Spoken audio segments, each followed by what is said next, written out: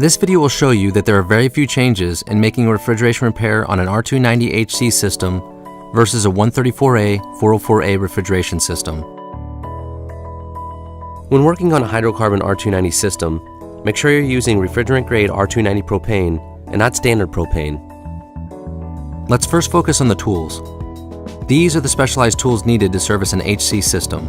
A leak detector designed to detect propane. These are readily available on the market. However, we also stock these through our parts department.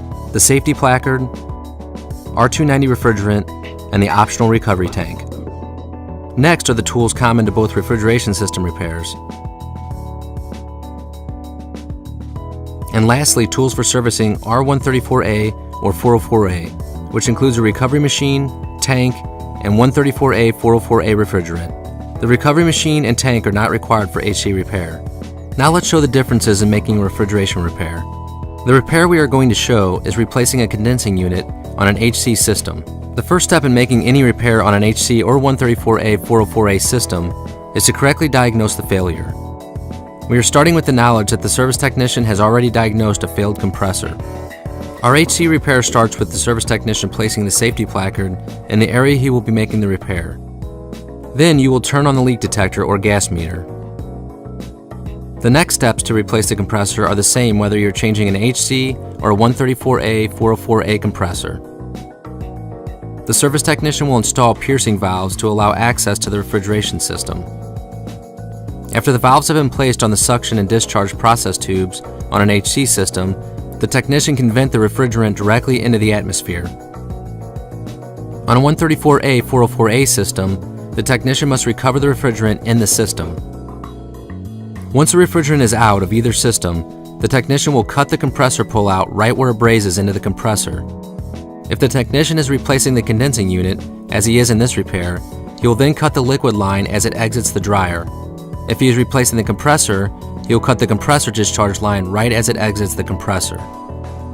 Once the compressor has been removed, you will install the replacement compressor. This is done by cleaning the tubing ends and fitting them to the new compressor.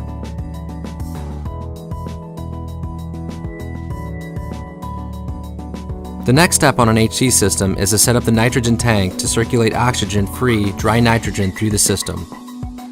We recommend you set the nitrogen regulator between 3 to 5 psi and purge nitrogen through the system for a minimum of 2 minutes before you start to braze. We suggest you continue to circulate nitrogen through the system the entire time you are brazing. This is a step that many seasoned service technicians do no matter what type of system they are working on. We set the nitrogen up to start to circulate through the discharge process tube and exhaust out of the suction process port on the compressor. In this video we have a process tube in that does not have a Schrader valve core on it, so we have left the suction gauge hose off the system for the nitrogen to escape. If the fitting had a valve stem, you would have to connect the hose to allow the nitrogen to escape. Once the compressor is brazed into the system, all of the following steps are the same you would take if you were replacing a compressor in a 134A or 404A compressor. For any questions, please contact True's Technical Service Department at 1-855-372-1368.